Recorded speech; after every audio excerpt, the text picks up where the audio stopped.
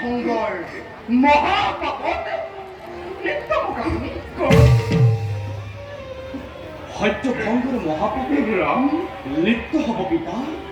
কিন্তু কিন্তু কিয় উপযুক্ত সময়ত আহি পেলাই তুমি বিত্তমান মোৰ সেৱা গ্ৰহণ কৰিবা উঠ বাছা আই চোৱাচোন তোমাৰ পিতাৰ দুটি বৰ্তি কৰি প্ৰতিশ্ৰুতি কৰিছিল পদাবৰ কিন্তু তাৰ সময়ত গ্ৰহণ কৰিব নোৱাৰি এনে বুদ্ধি কৰিছে কাৰণ কি সেইবোৰ যাৰ বাবে পিতাৰ আজি এনেকুৱা অৱস্থা তাৰ বাৰু মই জানিব পাৰিমনে মাতৃ পাৰিবি বাছা কোৱা নিশ্চয় পাৰিবি কোৱা তাই দেখোন কোৱা প্ৰথমবাৰে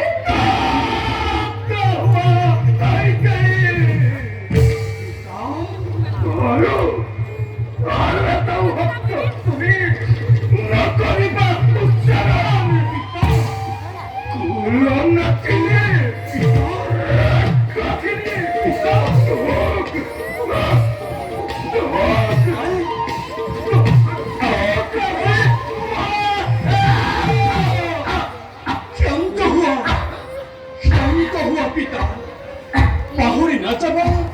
তিনি লোকত বন্দিত তুমি নৃপতি অযোধ্যাৰ এনে অশব্দ শোভা নাপায় তোমাৰ মুখত ৰাম অন্যহাতে পুত্ৰৰ আগত মাতৃৰ প্ৰতি এনে কুবাক্য উচ্চাৰণ কৰি নিদিবা পুত্ৰকে দাৰুণ কোৱা মাতা কি সেইবোৰ কোৱা মাতা সন্দাসী কোৱা প্ৰথমবাৰে তোমাৰ পৰিৱৰ্তে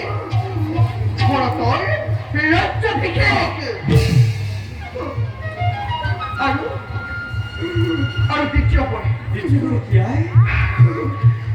দ্বিতীয়বাৰে তোমাৰ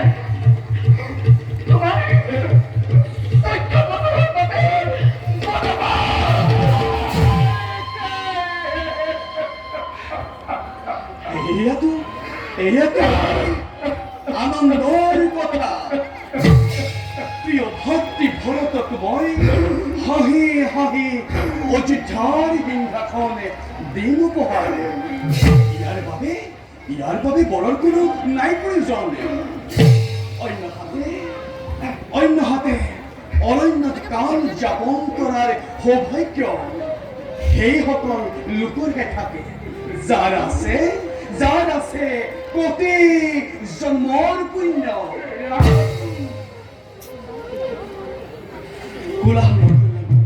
নিজকে আঁতৰাই লাভ কৰিম প্ৰকৃতিৰ নিৰ্মল সান্নিধ্য হঠং লাভ কৰিম ঋষিমুনি চিন্তা নকৰিবা পিতা আৰু অৰণ্য গমনৰ বাবে প্ৰস্তুতি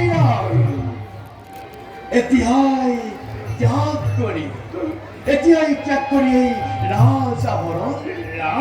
পিন্ধি লওঁ মই তপস্বী তোমালোকে মোক আশীৰ্বাদ